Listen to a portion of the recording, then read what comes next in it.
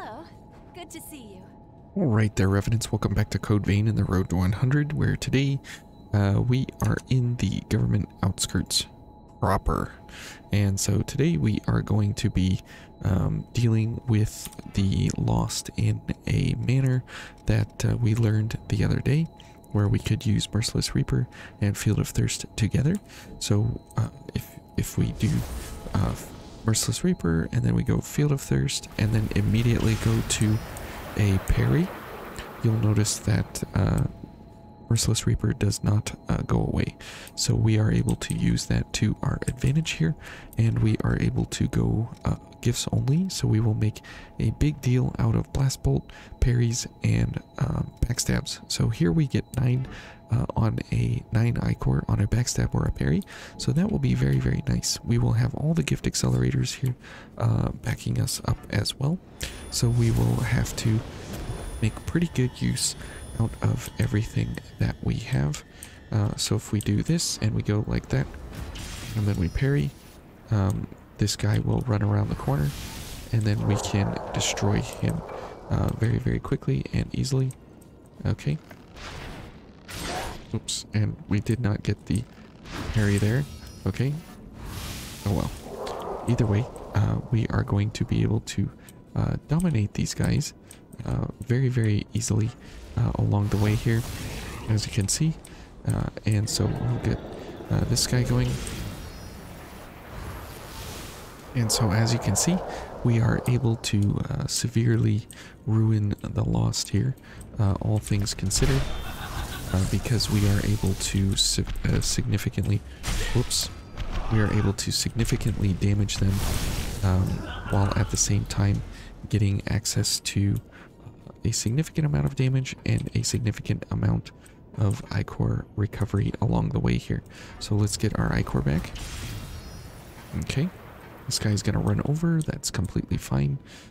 We expect him to get excited about running over here. So we'll go here, and this guy will kill him. Now here, remember, we do have to be just a little bit careful to make sure that we are attracting the right amount of folks here. So let's go for this lady. Okay. Okay, that's good. And we'll get a few more gifts here, and we'll finish her off with a parry, which will be very, very nice. Okay, so as you can see, our health is ticking back ever so slowly here, which is very nice. So let's get this guy going. Ouch. I don't know if that was worth it, but we were able to survive it, so maybe it was worth it in the end. But we'll see here for this lady if it was.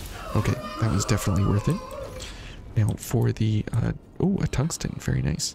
Now the doggos, we don't have active supernatural blood, so we can't do our parry and such. So that is a significant problem here, as we do have to kill all these dogs with what we have going here. So that very, very, very important that we eliminate them quickly and easily. Okay. And so now this fine specimen, we can get Ichor back from her. However, we won't be getting the supernatural blood variant. So let's go for this. And let's go for these. Now we will have to go for a parry here if we can. Okay, good.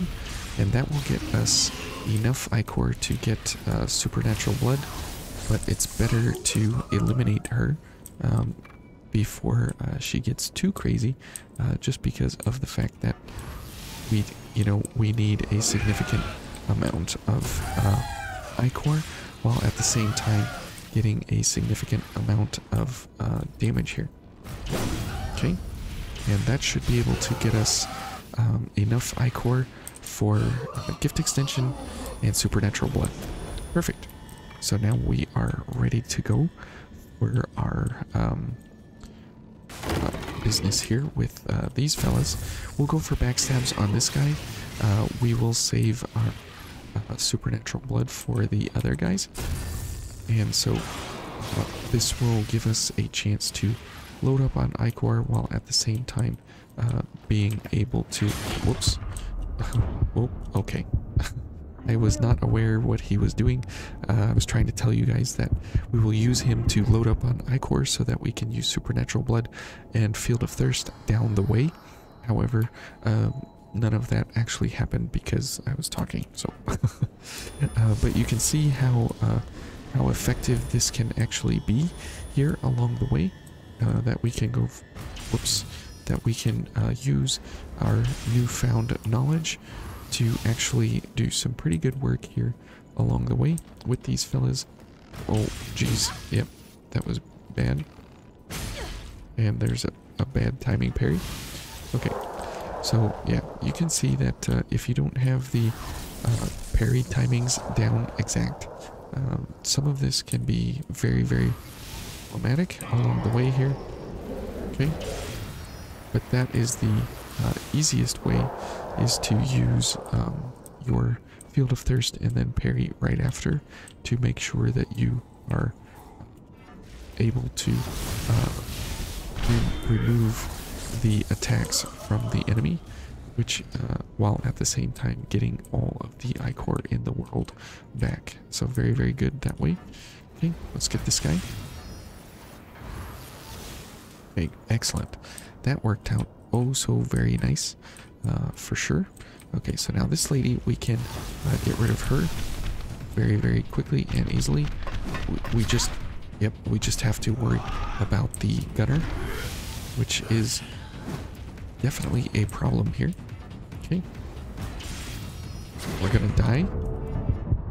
Okay, let's go ahead and heal up, because things are looking poorly here. Okay, but it is pretty awesome and amazing that we are able to use such a technique for kind of a gifts only run here. Even though we're not doing gifts only, it is a pretty great way to go about engaging with the enemy, while at the same time having access to all the gifts that we want and all the big power of the gifts that we want. Okay, so we have a little bit of time on Supernatural Blood here, which is great. So if we can get another Field of Thirst off, we will actually take advantage of these dogs. And so we are able to use...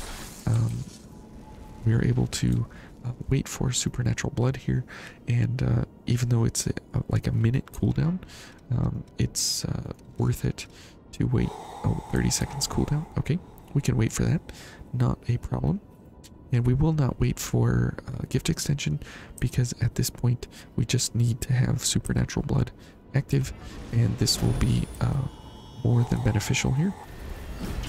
Okay, and let's gun her down quickly, and as you see there, we did not lose any of our Ichor. Very, very nice. Oops. Okay, great. That is all wonderful. Let's go ahead and heal up, because we do not want to be losing out here. As you can see, we definitely do have some problem here with Ichor recovery, even though we do have the Supernatural Blood business going on here. Oh, okay, well, we just lost Merciless Reaper, which is completely fine, because that is only 4 Ichor, and that's a small price to pay for a small accident mistake here. So we will lose gift prowess here in a second, but that's completely fine, because it doesn't really matter at all. Okay, so this guy definitely want to do this business on. Okay, and now that we are available here, we'll get the doggos to run over, and we will we'll take them on one at a time here, just to make sure that we are running correctly. Let's wait for gift prowess. Okay.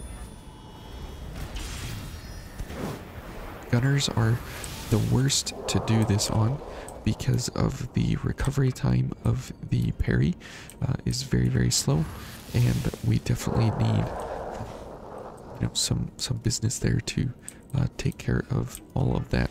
Okay, now this fine specimen will just destroy her before she gets crazy. Okay, and let's see, we can't lock on to anybody from here. Now we don't have enough to go for a gift extension, so we will wait for supernatural blood here, unless we can get like a gunner to come over here independently. Okay, we just missed this one. Let's go for supernatural blood. We're gonna take that hit, but it's for a good cause there. Okay, and we can see this guy, so blast bolt should be able to take care of him. Good, and we'll go for a gift extension now, because why not, you know? Okay, now this fine, wonderful, chunky lady will move past her so we can head over here. Okay, now she is going to back up because she's not allowed to run over the cliff edge here, but that's fine and dandy. Now we could head back and heal up, but where's the challenge in that? So we are going to continue forging ahead here. And as you can see, lightning is the element of choice as you run through the outskirts here. Absolutely. You don't want to be doing anything else other than what we're doing here. Okay, let's go for this.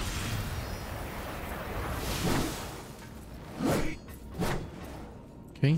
Oh, I didn't realize she was coming forward.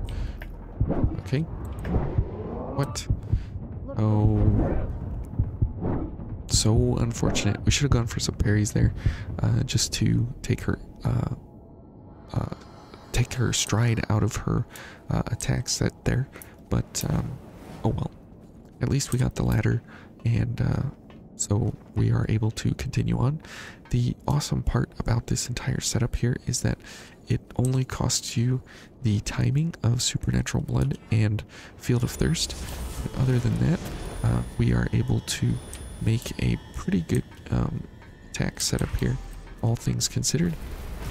Now the monkeys are awful here, and as you see, what you'll notice is that the reason for lifesteal is obvious, because we are constantly taking a lot of hits here along the way, and we could go for the intensified for a little bit more damage, a little bit less ichor recovery, but we're not parrying that very much, so we can go for these. Okay, and as you see, it's way more important to go for the attacks and actually kill the enemy rather than going for the parries and such. Parries are great to knock the wind out of their sails, so to speak, but it does become pretty tough, all things considered, when you are going for these kinds of setups, because there are so many little nuances involved. Now this is actually a very, very, very difficult encounter here, because we have to go for 2 enemies at once here, and they will not allow us any quarter. Nope. Okay, and we're dead. So at least the boxes are broken down, because now we will be able to see these enemies from a distance, and we can use Field of Thirst at a distance now.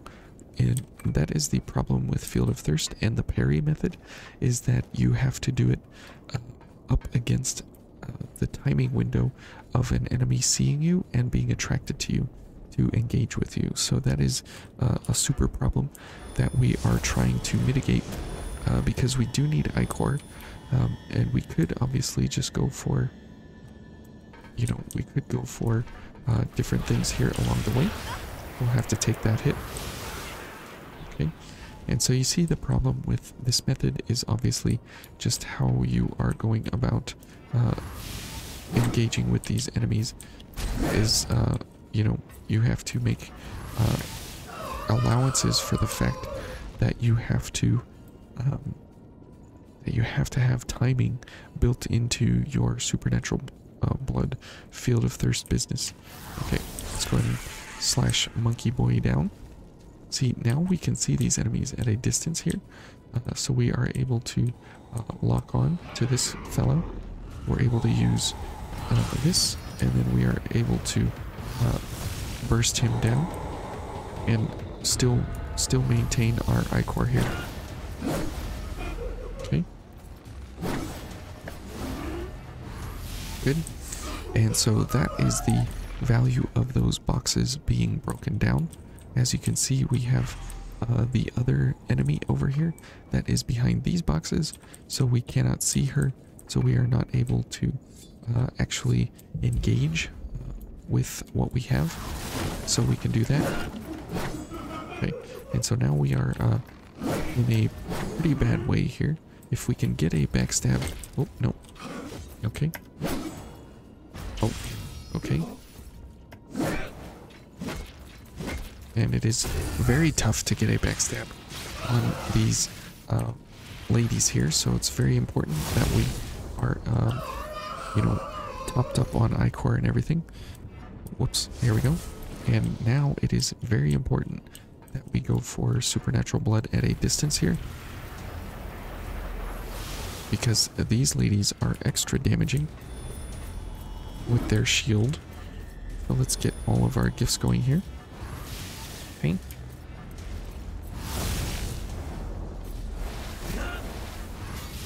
Okay, good. We are able to wait for supernatural blood here, but now we have to go for parries. We have no choice, parries or backstabs. We literally have no ability to do anything else here, so we have to... Oh, whoa, whoa, what's she doing? Okay, somehow we got a backstab there. Okay. Oh, whoops, that was not what I wanted to do. Okay. Whoop. Unfortunately, we did not get the other launch attack. Unfortunately, nope. We might be dead here. Okay. Oh. No. Okay. She just keeps staring at me and not attacking when I want her to. Unfortunate.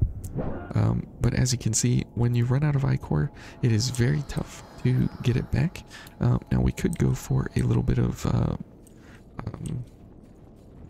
what is that? Blood sacrifice. However, that is not what we're playing, obviously, and so we have to play within the parameters of what we have here along the way.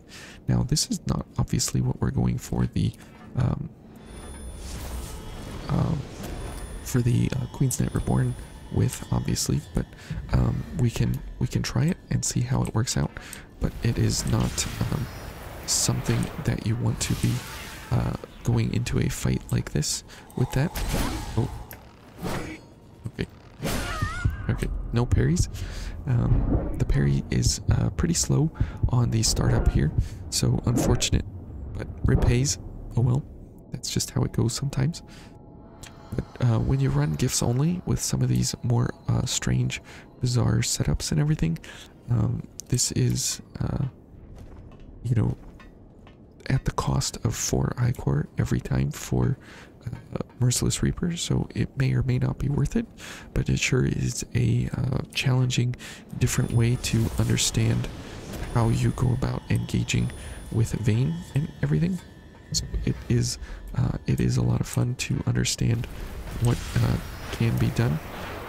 Okay, and again, definitely having the gift accelerators there is very, very nice,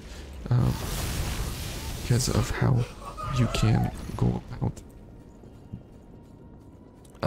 getting your timings a little bit tighter and a little bit quicker. So very, very nice there, but still doesn't mean anything is exceptionally simple. It's just, you know, when timing is the crux of what you are going up against, it becomes a very, very difficult kind of setup overall, just because of the fact that you are going for something that you wouldn't normally go. Oh, That's really unfortunate. Okay, and backstab. There we go. Because most of the time you're trying to develop into some kind of long-range attack or something, other times it becomes very tough. Oh boy, we're dead. Okay. Oh, we're dead. Yep, we're dead. She did that 4 times in a row. I've never seen him do that 4 times in a row. That was unfortunate. I thought she would run over to us. However, that is not the case. Going the top route is the easier route because you don't have all the monkeys, but we could kill the monkeys very quickly with 1 Jupiter's Blade.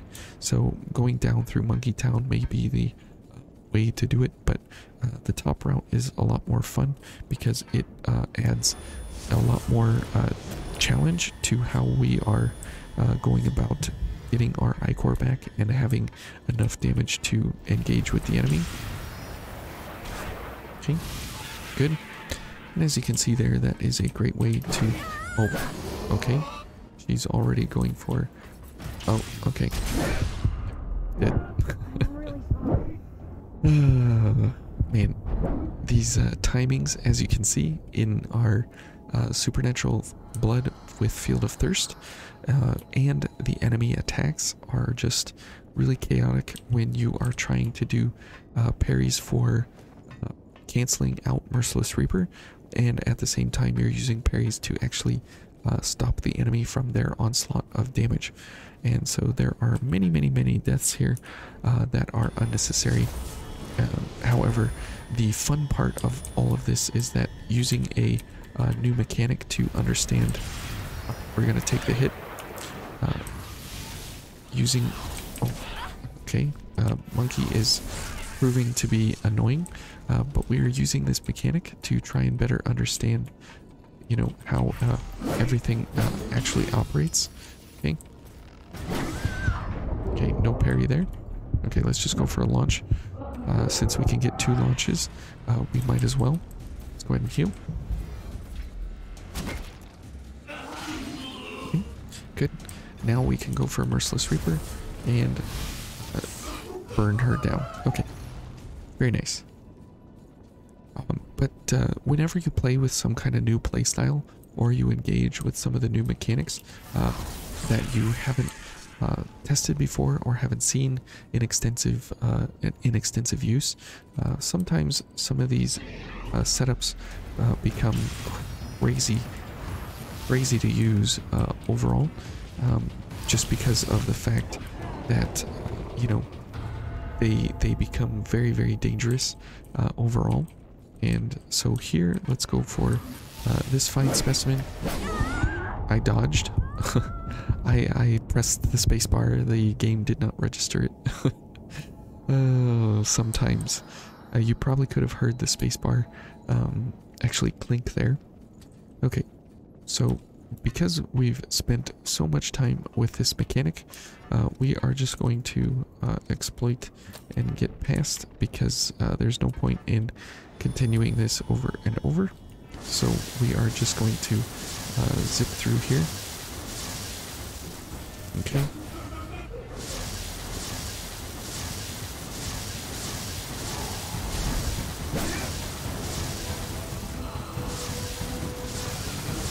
Oh, whoops. Off the edge we go. Too fast. Too fast for Flash. So this is when you use a couple of gift accelerators to go faster, and so we can go even faster if we use an actual gift accelerator item. So let's get that going, and we can see just how fast is fast. Okay, so this, and then this, and let's go. Whoops. Oops, oops, okay. We are so fast, can't even see where we're actually going. Okay, and let's try and line this up here. Okay, and that is crazy fast on how fast you can actually get through there. Okay. So now if we go for this with the Queen's Knight Reborn, you will see just how awful of an idea that is, because we have to cast Supernatural Thirst basically, and then parry at the same time while trying to get him into a phase where we can actually get a parry and do some damage at a distance here. So very, very tough here overall to get this going, but we'll see how it goes. Okay. Okay.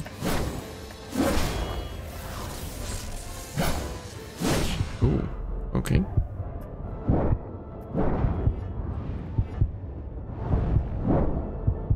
Alright. Now we might need to back up here a little bit. Okay, now he's going to dash, which might be our... Okay, yep, see? That is going to be very, very, very hard to get that to happen, to maintain Merciless Reaper.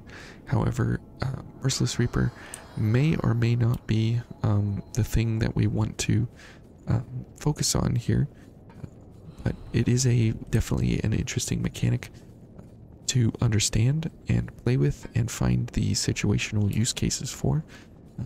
But for this here right now, it probably is not in our best interest just because of the parry timing window that it takes. Okay, now he's going to dash.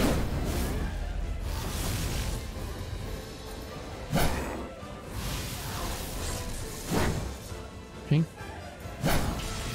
Okay. And we're dead. Can't parry the back dash. The ones that you can parry are the side swipes and such that he does. You cannot parry his shield bash, and you cannot parry his dash. And so there's a bunch of things that you can't parry and you can't block with him. And so he becomes a very difficult boss in the sense that you need to understand where the parries are and where the parries and unblockables and so on and so forth are, because otherwise everything becomes you know, very different in how you go about engaging with him. Oops, and we're dead. So you can see that we can do a significant amount of damage here in a very short amount of time with what we have going. However, the problem is, right, that we have to, again, have timing. I don't know how many times I've said it this episode, but timing is everything for this entire setup here, and it's going to be exceptionally difficult to actually get through, you know, this amount of HP, 110,000 HP here, doing 11,000 damage at a cycle. Okay, so let's do this.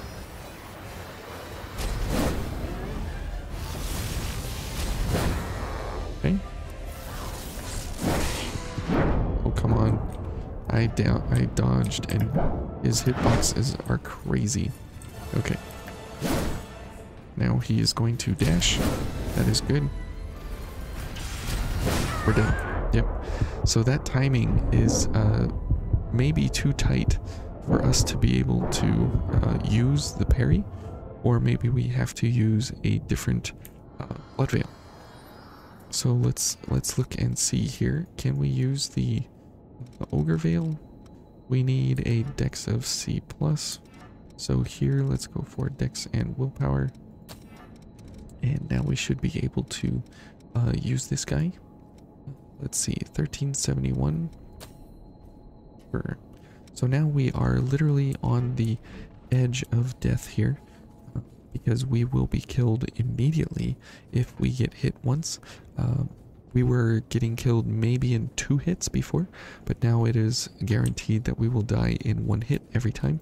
But this may have just a little bit shorter of a parry timing for us to make that connection during the point after his dash attack. Oh. Whoops. Oh, yep, we're dead. I got all confused there. We were not close enough for the Rage of Perkunas to actually connect. So that was really unfortunate because we connected during, or sorry, we were in range to connect, but he was still in damage negation, and so we had whatever it was, 90% of our damage negated, and so that is super horrible. Okay, so here we go again. No, this looks to be maybe a tiny bit viable, but we'll have to see here. Okay, whoops. All right, we'll just. Oh, we're dead. Okay, I didn't think he was dashing. He's just dashing from side to side. He's not actually doing any attacks. Whenever these guys change things up like this in a very fast kind of way, compared to what their normal attack patterns are, where he'll dash once and then he will attack a few times or run. He never dashes. That is very, very rare. So unfortunate for me, fortunate for him. If we have enough persistence here, we will be able to do it with this very, very odd setup. Okay, good. Another dash, okay. And another dash. Good grief, that's all he's gonna do. Oops. Okay, he got me all excited there. So this is literally going to have to be a perfect fight, which is going to be tough in phase 2 when he starts jumping everywhere. We may be able to get parries here and there to buy us some time, but as soon as we start leaking, that is going to be a really, really bad time for us. Very, very much so. Okay, it looks like this does have potential, but we'll have to wait and see here if we can actually get through him easily and quickly. Okay. Okay, very nice. Okay, now we do need supernatural Field of Thirst here in order to get more ichor. Okay, definitely better there.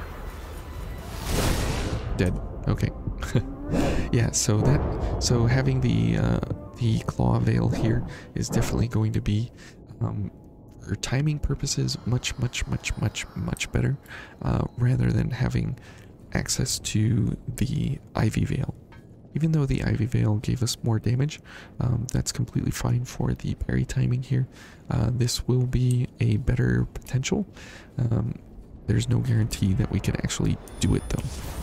Okay, when you run solo, you have to find all of these kind of cheaty, exploity things because the game is so cheaty and exploity against you that it makes sense to use everything for your advantage.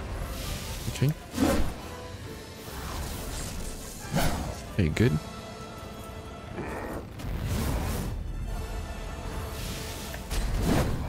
Okay, now that was very close. See, normally after a dash like that, he runs. Whoa, that was interesting. Okay, good.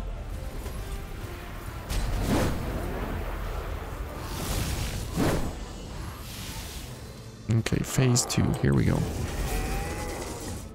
And we'll at least be able to get some attacks here.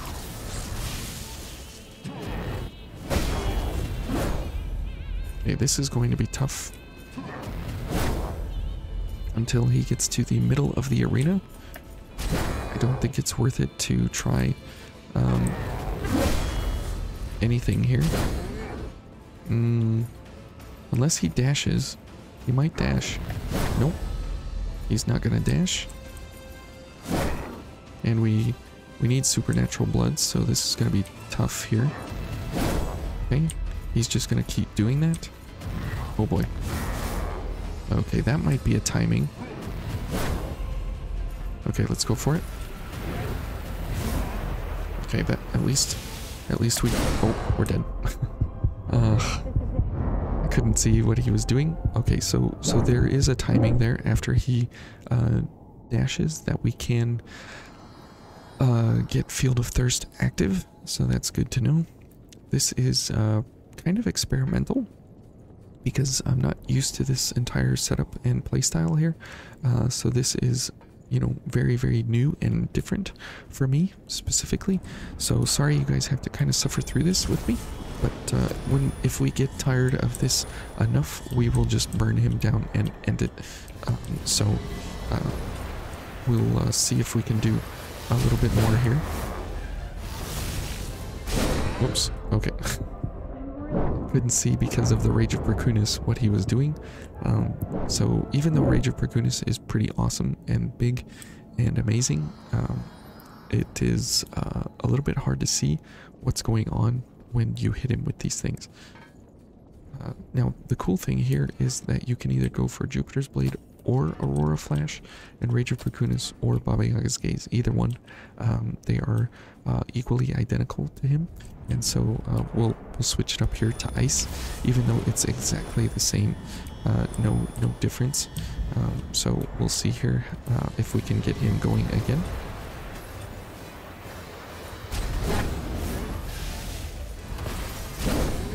Okay.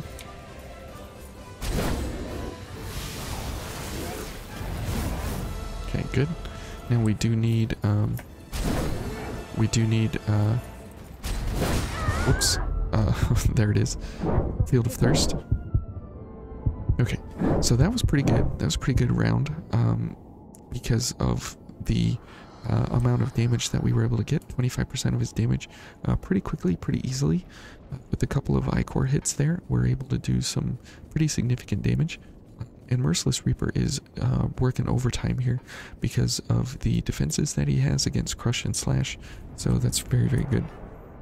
Okay. And this will be the last one with this kind of setup. And then we'll just gun him down and be done with it. So let's see how we can do here. Ooh, that was close. Okay, and now we need Field of Thirst. Okay, and he's gonna run. That's bad. Okay. Whoops. I thought he was going to dash.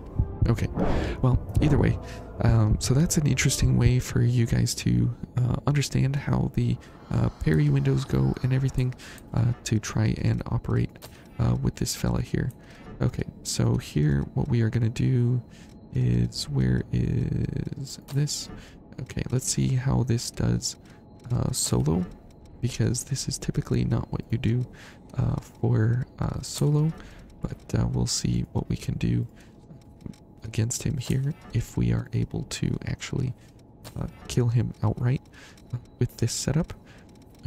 Okay, and then here we'll need this, and sure, that's fine. Okay, now this will be kind of interesting because I've never used this setup here on him solo, so we'll see just how good it actually is. If we can get you know, like 2/3 of his health, I'll be happy with that. But there's, you know, you can be surprised sometimes by these kinds of things, so we'll see just how we do. Okay, now we're going to have to do this and then that. Okay, okay, good. This, now this, good, and one more.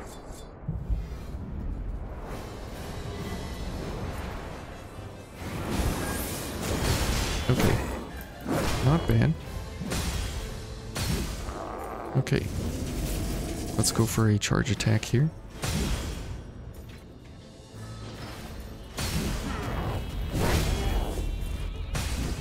Excellent. Somehow I got the change in elevation attack there. That was pretty awesome. That was like one of the coolest finishes I've seen on him that I've played since I've gone through the game here. Pretty awesome to finish it like that. But about 2/3 of his health was what we got. So I'm pretty pleased with that. That's a pretty significant amount of damage overall, and we were able to bring it home. So that's how you go through this guy like butter when you're solo.